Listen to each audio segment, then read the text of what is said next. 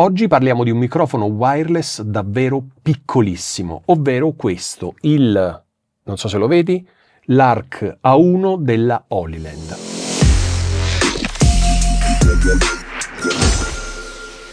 Come ti raccontavo nell'introduzione, oggi stiamo utilizzando questo microfono, che lo vedi qui al mio petto, che è l'Holyland l'ARC A1, un microfono, come puoi vedere, veramente piccolissimo.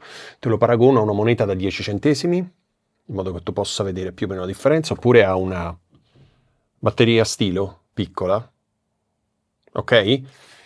È veramente microscopico, del resto lo vedi qui. Ok? Allora, in questo momento io sto registrando l'audio di questo microfono dentro il mio iPhone, mentre il video lo sto registrando con la fotocamera. Ti dico una cosa fichissima che non ho trovato in rete e a un certo punto avevo anche desistito, poi invece ci ho riprovato e ci sono riuscito. Questi microfoni funzionano anche con il computer. Ti basta connettere questo qui, ovvero la porta, diciamo il ricevitore al computer e come per magia ti funziona. Io ho provato sul mio Mac, porta USB-C e funziona una bomba. Ed è interessantissimo perché a questo punto gli utilizzi diventano veramente infiniti. Ma andiamo con ordine. Allora, innanzitutto questo microfono l'ho comprato con i miei soldi su Amazon in super offerta, 24 euro. Adesso penso di averlo pagato quasi metà prezzo, perché adesso costano tipo 42, una cosa del genere. E comunque, secondo me, è un grande affare. Allora, questo cosino qui pesa 8 grammi. 8 grammi. È veramente piccolissimo ed ha l'attacco magnetico. Come puoi vedere, senti? Ha l'attacco magnetico. Io ho preso la versione, questa scatolina piccolissima con 2 microfoni e il ricevitore che va appunto nel telefono o nel computer. Poi se ti interessa questa cosa ti faccio un video proprio specifico su quello, ma è semplice, lo attacchi e va. Però magari potrebbe non andare subito per te. L'attacco magnetico, ce lo dicevamo prima, e la cosa interessante è che il ricevitore, questo qui, ha una porta, non so se lo riesci a vedere, una porta USB-C sul lato che ti permette di ricaricare il telefono nel frattempo che tu stai registrando. Quindi se hai il telefono scarico oppure devi fare una registrazione particolarmente lunga e la batteria del telefono ormai non va più tanto bene, puoi tranquillamente utilizzare la ricarica. Ok.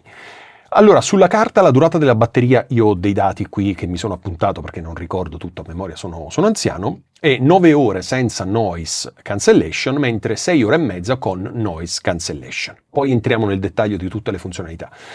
Questi microfoni hanno una portata di circa 200 metri all'aperto. All'aperto significa ovviamente senza muri, senza barriere o altro. Quindi in campo aperto arrivano fino a 200 metri. Io non li ho testati perché il mio studio è molto più piccolo di 200 metri. Potrei fare dei video all'aperto? Sì, forse li farò, non lo so, poi vediamo. La registrazione è di 24 bit 48 kHz, quindi assolutamente di tutto rispetto. Questi microfonini sono, come tutti questi microfoni, omnidirezionali. Che cosa significa? Che capta tutto ciò che c'è intorno.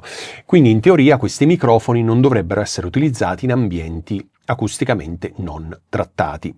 Perché questo? Perché con il riverbero, con i rimbombi, con l'eco, eccetera, eccetera, essendo omnidirezionale, quindi prendendo tutto intorno a 360, la registrazione diventa un casino. All'aperto è molto più semplice perché non ci sono pareti che rimbombano, ok? Sulle quali l'eco rimbomba e torna indietro.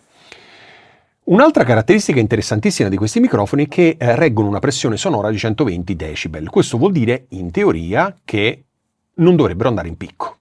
Ok, quindi non dovresti avere una registrazione devastata da una voce troppo alta che ha mandato in distorsione tutto. Quindi in teoria 120 dB arriva, cioè 120 dB voglio dire, a meno che non ci sono rumori fortissimi, la tua voce non ci arriva.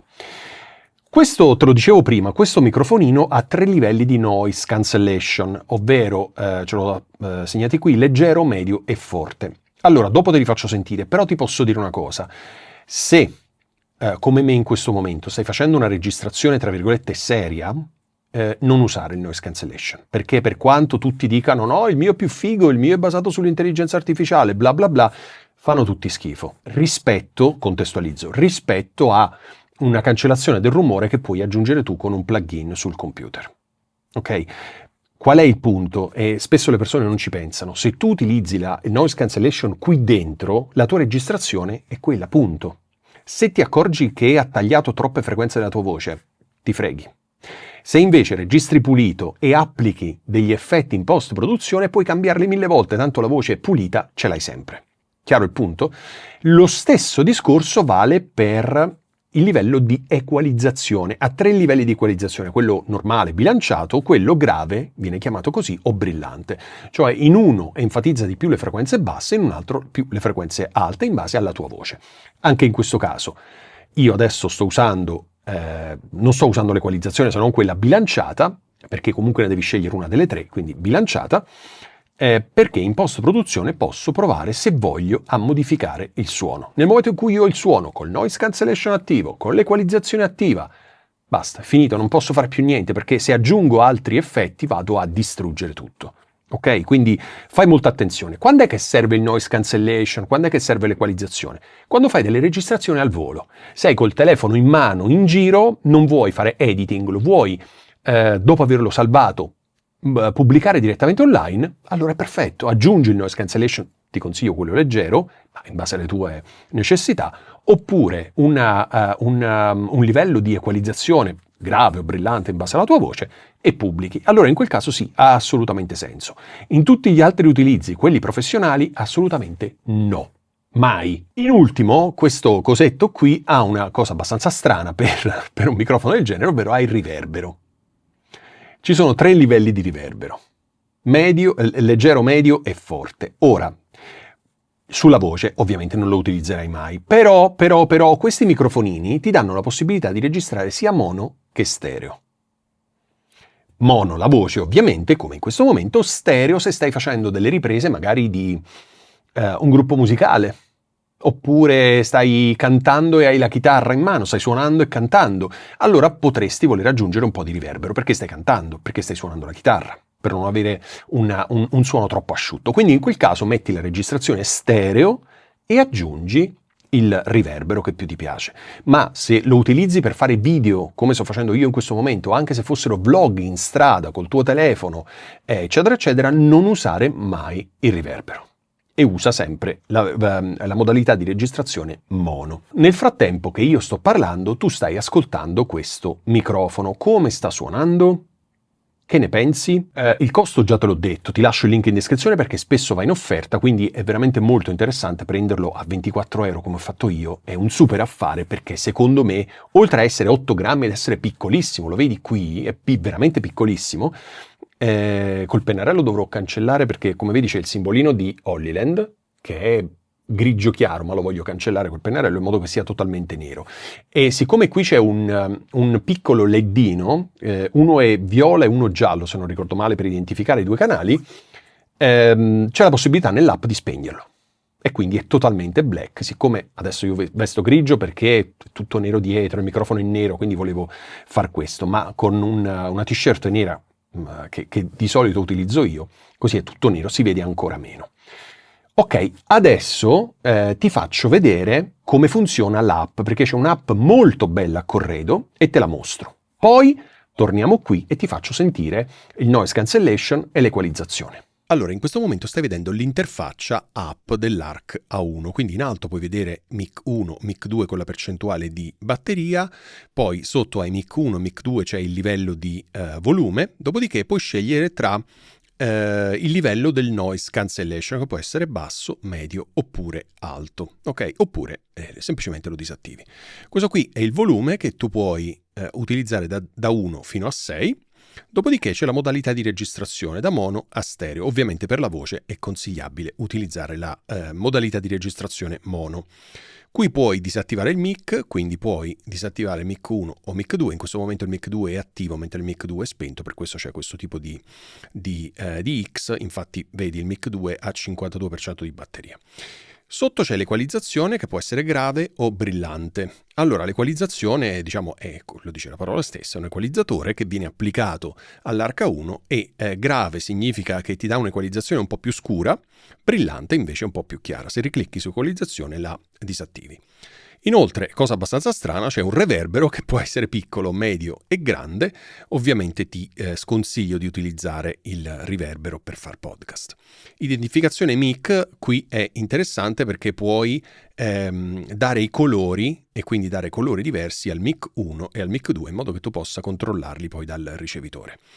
Infine, programma di spegnimento, puoi scegliere se, e ti consiglio di farlo, abilitare lo spegnimento dopo 15 minuti di inutilizzo oppure mai. E in ultimo, selettore di indicatore luminoso. Se è così e c'è un indicatore luminoso sul microfono, invece, al contrario, ovviamente se lo disattivi, non c'è più l'indicatore luminoso, non c'è la spia accesa sul microfono.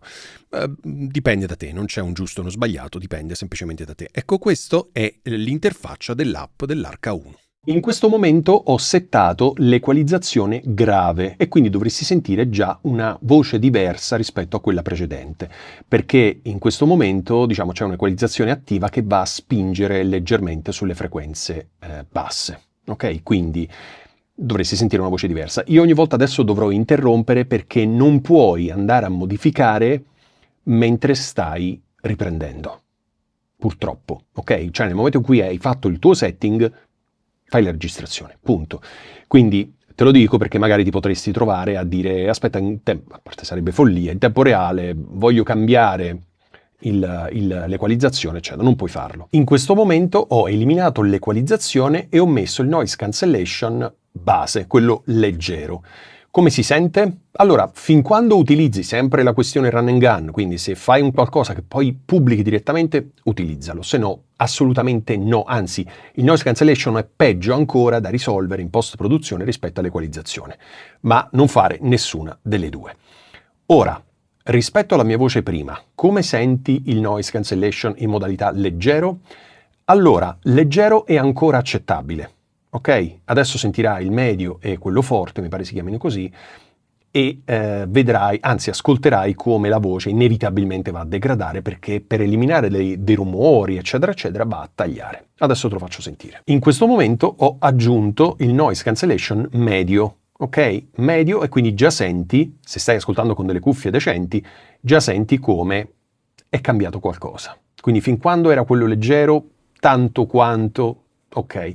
Già dal medio inizi a sentire che la voce inevitabilmente peggiora, perché va a tagliare delle frequenze, inevitabile. Quindi, certo, se sei in uno stadio o sei in autostrada, all'impiedi, in mezzo alle macchine che sfrecciano a tutta velocità, o sei all'aeroporto e ti passano gli aerei vicino, probabilmente anche quello grave, il livello avanzato di noise cancellation, non farebbe al caso tuo, però inevitabilmente vai a tagliare la voce. Quindi adesso ti faccio sentire l'ultimo livello di noise cancellation. Questo è il livello alto di noise cancellation, quindi l'ultimo dei 3 livelli. Ovviamente senti una voce che fa schifo, nel senso che secondo me se sei in un ambiente così rumoroso, come ti raccontavo prima, da dover utilizzare il livello alto, cambia ambiente, cioè aspetta che passi il casino oppure spostati, non utilizzare il noise cancellation a livello alto, anche se devi fare una produzione che run and gun, quindi la registri e la pubblichi, perché la voce inevitabilmente degrada, quindi